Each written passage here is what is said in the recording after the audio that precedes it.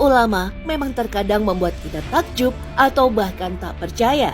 Salah satu buktinya adalah kisah tentang gagalnya usaha penggusuran terhadap makam Habib Abdurrahman bin Abdullah Al-Habsyi atau yang dikenal dengan Habib Cikini.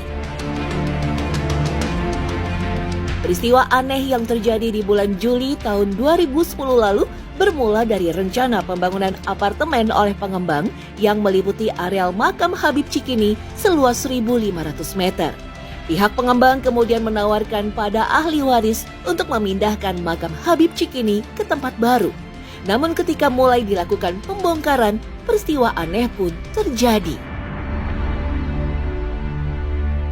Itu makam digali, dipasang besi plat.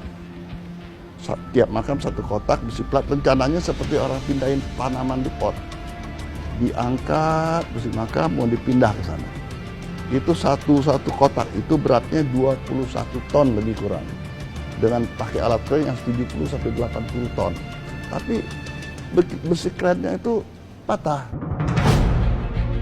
Pihak pengembang tak mau menyerah. Mereka terus mengupayakan agar makam Habib Cikini bisa dipindahkan. Peristiwa aneh pun kembali terjadi. Tiba-tiba saja dari tanah tempat Habib Cikini dimakamkan memancar deras puluhan mata air. Warga kemudian berbondong-bondong menyambangi makam Habib Cikini untuk mengambil air yang terus mengalir.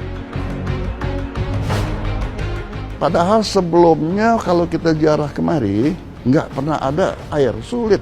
Sampai-sampai mau wudhu aja harus ke seberang sungai, numpang ke penduduk. Tapi itu keluar air, tapi bukan dari bawah. Dari batu nisannya keluar air. Sampai insinyur Quick namanya, heran. Pihak pengembang akhirnya menyerah. Mereka menganggap ada campur tangan Tuhan yang tidak menginginkan makam hambanya diganggu. Pembangunan apartemen kemudian dilanjutkan tanpa menggusur makam.